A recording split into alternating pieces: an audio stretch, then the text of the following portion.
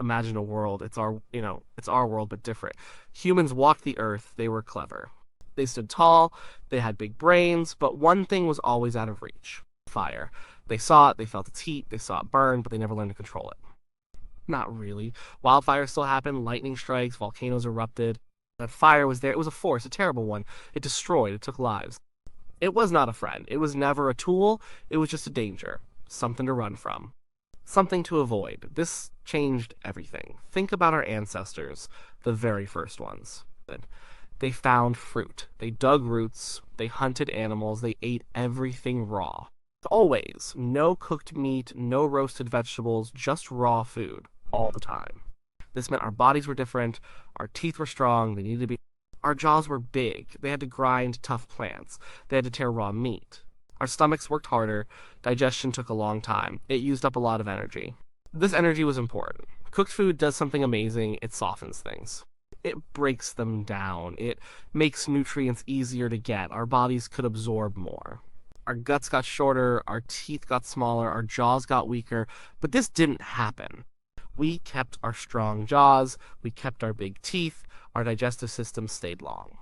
They were always working overtime they needed to, and that energy, the energy we saved from not digesting raw food, that energy went somewhere else. It went to our brains. Our brains are hungry.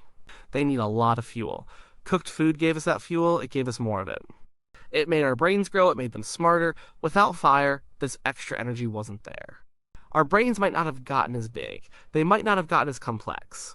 We would still be intelligent, but maybe not as much. Our thinking would be different. Our problem solving might be slower.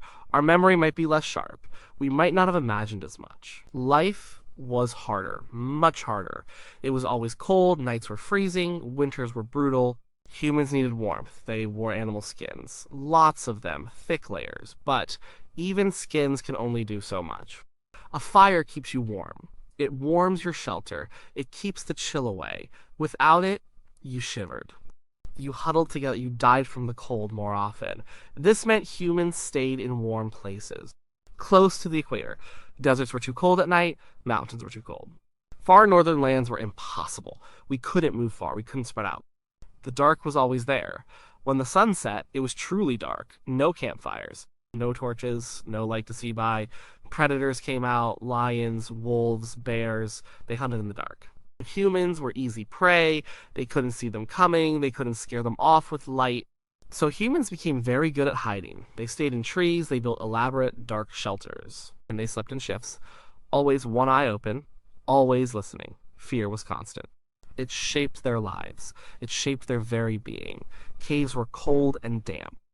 They offered shelter from rain and wind, but they were still dark and cold. No crackling fire to dry them out. No light to paint on the walls. Cave art might never have happened. Or it would be different. Made by touch, by feel, not by sight. Our artistic expressions would be muted. Our stories told only by day. Making tools was also different. Fire makes tools better. It hardens wood. It strengthens spear tips. It makes stone flaking easier. You heat the stone. It breaks in cleaner ways. Without heat, stone tools were cruder. They chipped less predictably. They were not as sharp. They did not last as long. So, hunting was harder. Butchering animals was tougher. Getting food took more effort. Metals. Forget about them. The Bronze Age. The Iron Age. They never happened. You need fire. Lots of it. Hot fire to melt metal, to shape it, to forge it. Without fire, metal stayed in the ground. It was just pretty rock. No metal tools, no metal weapons, no plows made of iron, no advanced agriculture based on metal tools. No complex machines. This kept humanity in the Stone Age, for good and pottery. Clay pots. So simple. So useful. You dig up clay, you shape it, you bake it in a fire. It becomes hard. It holds water. It stores food. Without fire, clay stays soft. It dissolves in water. It cannot be used for storage, so food storage was limited. Gourds, woven baskets, animal bladders, these were the only options. Perishable.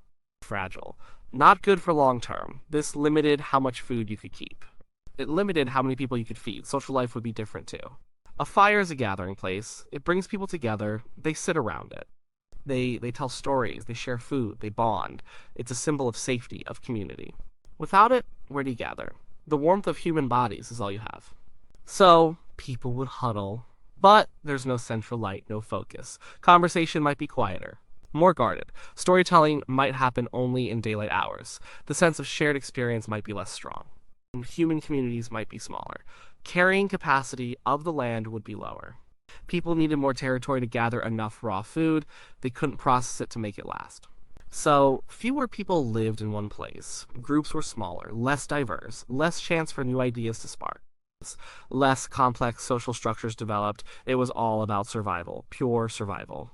Our sleep cycles might be different. We are mostly day active, but without fire, night was a bigger threat. Maybe humans would have evolved to be more nocturnal, to hide better in the dark, or to sleep in very short bursts, always waking, always listening, always ready to run, or to fight.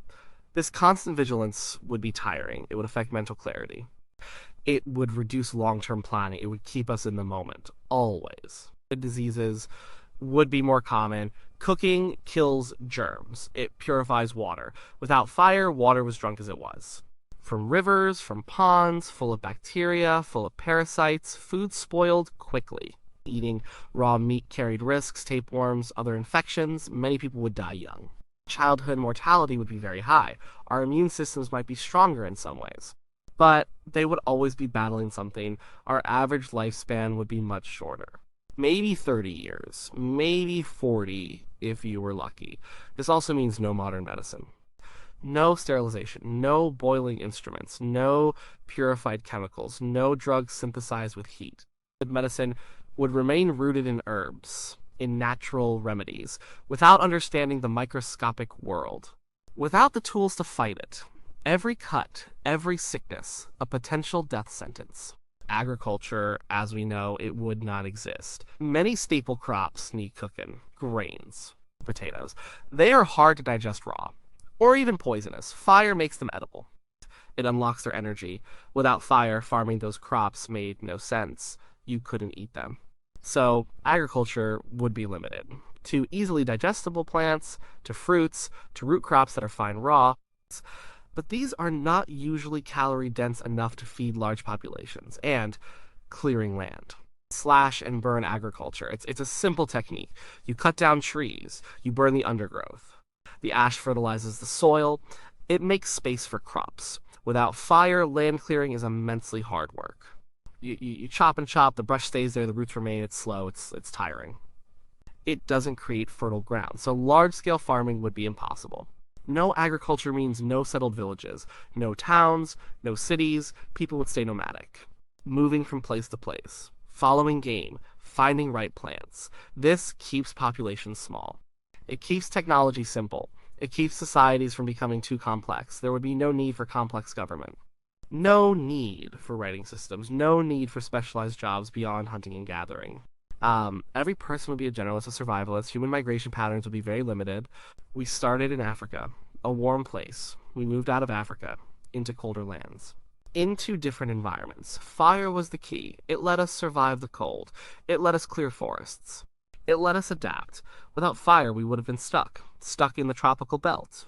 Our populations would have grown, then hit limits, then shrunk back. Our species would be confined to a small part of the world, perhaps even more prone to extinction from local events.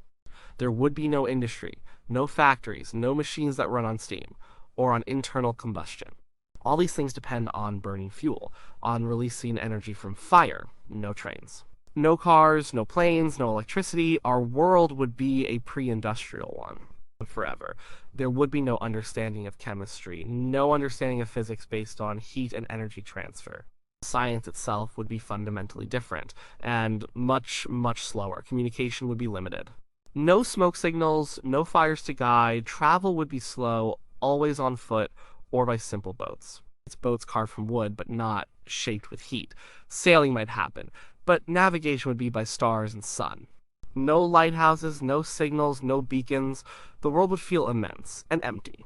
Our relationship with nature would be different. We would be more a part of it. Less separate. We would still be at the mercy of the elements. We would not have harnessed their power. We would not have reshaped the land, not on a large scale. The forest would be untouched by human hand. The wild animals would be everywhere. Humans would be just another species. A clever one, but not dominant, not the rulers of the planet. Our bodies would reflect this constant struggle. Stronger muscles from constant movement, thicker bones from high activity levels, perhaps more body hair for warmth, even in warm climates, as a fallback for cold nights. Our senses might be sharper, better hearing, better smell, better night vision, perhaps, from constantly navigating darkness. Evolution would push us towards survival in a truly wild world. The very concept of time might be different.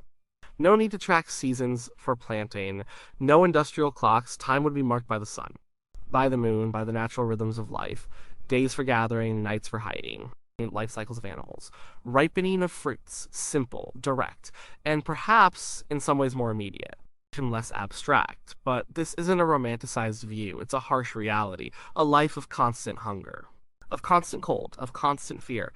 Every day would be a fight for food, a fight for warmth, a fight against predators, a fight against disease. There would be little surplus, little leisure, little opportunity for complex thought beyond immediate needs.